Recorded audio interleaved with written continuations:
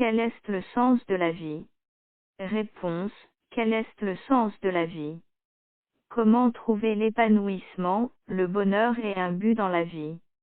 Comment accomplir quelque chose de durable? Certaines personnes ne cessent jamais de se poser ces questions importantes. Après quelques années, elles regardent en arrière et se demandent pourquoi leurs relations se sont brisées et pourquoi elles se sentent si vides, même après avoir atteint les buts qu'elles s'étaient fixés. Un jour, on a demandé à un athlète parvenu au sommet de sa discipline quel conseil il aurait voulu recevoir en débutant. Il a répondu: « J'aurais voulu qu'on me dise que quand on atteint le sommet, on n'y trouve rien.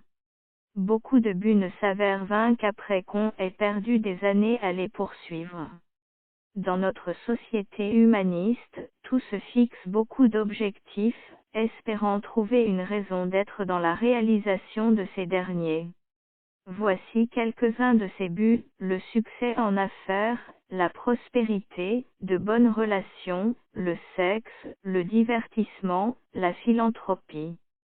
Certains confirment qu'après avoir atteint ces objectifs de prospérité, de bonnes relations et de plaisir qu'ils recherchaient, ils ressentaient toujours un profond vide intérieur que rien ne semblait pouvoir combler.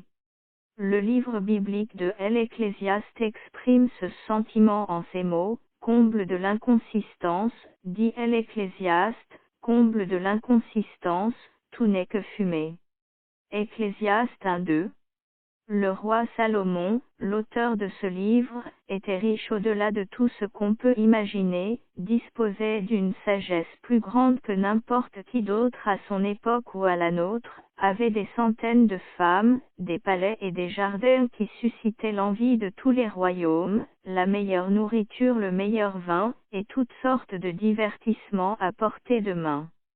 Il a dit à un moment donné que tout ce que son cœur désirait, il se le procurait.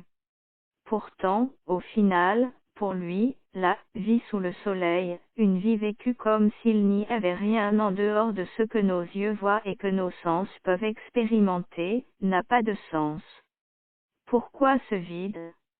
Parce que Dieu nous a créés pour quelque chose de bien plus grand que ce que nous pouvons éprouver ici-bas. Salomon a dit que Dieu a même mis dans le cœur de l'homme la pensée de l'éternité.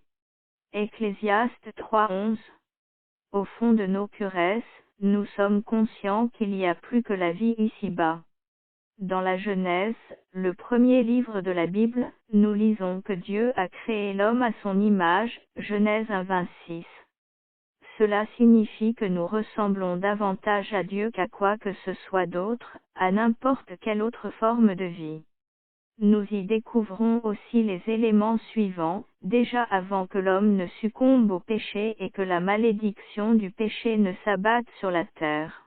1. Dieu a créé l'homme en tant qu'être social, Genèse 2:18-25.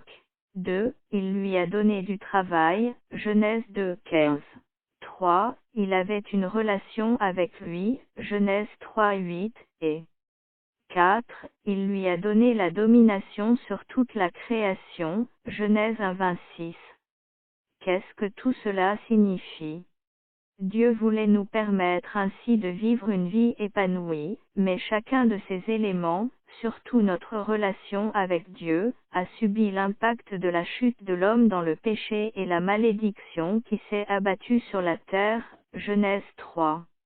Dans l'Apocalypse, le dernier livre de la Bible, Dieu révèle qu'il détruira la terre et le ciel actuel et créera un nouveau ciel et une nouvelle terre qui subsisteront éternellement. Sa relation avec l'humanité rachetée sera alors pleinement rétablie, tandis que le reste de l'humanité sera jugé indigne et jeté dans l'étang de feu, Apocalypse 20:11-15. La malédiction du péché sera à jamais effacée, il n'y aura plus ni péché, ni tristesse, ni maladie, ni mort, ni souffrance, Apocalypse 21:4. Dieu vivra avec ses rachetés et ils seront ses enfants, Apocalypse 21:7. C'est ainsi que la boucle se referme, Dieu nous a créés pour une relation avec lui, l'homme a brisé cette relation par son péché, mais Dieu la rétablira pleinement pour l'éternité. Atteindre tous nos buts dans la vie, seulement pour mourir et être éternellement séparé de Dieu, serait pire que futile. Mais Dieu a pourvu à un moyen, pour nous, non seulement de connaître le bonheur éternel, Luc 23:43, mais aussi d'avoir une vie satisfaisante et pleine de sens sur cette terre. Comment atteindre ce bonheur éternel et ce paradis sur terre? Le sens de la vie restaurée par Jésus-Christ. Le vrai sens de la vie présente et éternelle se trouve dans le rétablissement de la relation avec Dieu que nous avions perdue quand Adam et Ève sont tombés dans le péché, ce qui n'est possible que par son Fils Jésus-Christ, Actes 4:12, Jean 14:6, Jean 1:12. Nous obtenons la vie éternelle en nous repentant de nos péchés, c'est-à-dire en décidant de ne plus continuer à les pratiquer.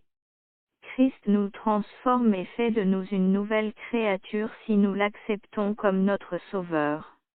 Mais même si accepter Jésus comme Sauveur est une expérience merveilleuse, le vrai sens de la vie ne se limite pas à cela, il consiste à commencer à le suivre Jésus en tant que disciple, en apprenant de lui, en passant du temps avec lui dans sa parole, la Bible, en communiquant avec lui par la prière et en marchant dans l'obéissance à ses commandements. Si vous n'êtes pas chrétien, ou peut-être nouvellement converti, vous vous direz peut-être ça n'a rien de très enthousiasmant ni d'épanouissant. Mais Jésus a fait les affirmations suivantes. Venez à moi, vous tous qui êtes fatigués et courbés sous un lourd fardeau, et je vous donnerai du repos. Acceptez mes exigences et laissez-vous instruire par moi, car je suis doux et humble de cœur, et vous trouverez le repos pour votre âme. En effet, mes exigences sont bonnes et mon fardeau léger. Matthieu 11:28-30, je suis venu afin que les brebis aient la vie et qu'elle l'ait en abondance. Jean 10:10b, si quelqu'un veut être mon disciple, qu'il renonce à lui-même, qu'il se charge de sa croix et qu'il me suive. En effet, celui qui voudra sauver sa vie la perdra, mais celui qui la perdra à cause de moi la retrouvera. Matthieu 16:24-25, fais de l'Éternel tes délices, et il te donnera ce que ton cœur désire. Psaume 37:4. Tous ces versets disent que nous avons un choix à faire. Nous pouvons continuer à chercher à diriger nous-mêmes notre vie, sans jamais parvenir à combler notre vide intérieur, ou choisir de suivre Dieu de tout notre cœur et de rechercher sa volonté pour nous, avec pour résultat une vie pleinement remplie, épanouissante et satisfaisante, qui comblera les désirs de notre cœur, parce que notre Créateur nous aime et veut le meilleur pour nous. Pas nécessairement une vie facile, mais épanouissante. La vie chrétienne peut être comparée au choix de payer plus cher pour obtenir une place tout près de l'action lors d'un événement sportif, ou de payer moins pour une place plus éloignée. Nous pouvons voir l'œuvre de Dieu, en première ligne, mais ce n'est malheureusement pas le choix de la plupart des gens. Seuls les disciples consacrés à Christ, qui ont renoncé à leurs propres désirs pour poursuivre ses desseins, le verront agir pleinement.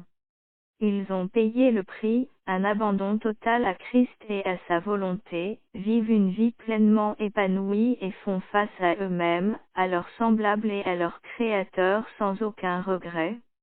Avez-vous payé le prix? Êtes-vous prêts, à le faire? Si oui, vous n'aurez plus soif d'un sens à votre vie.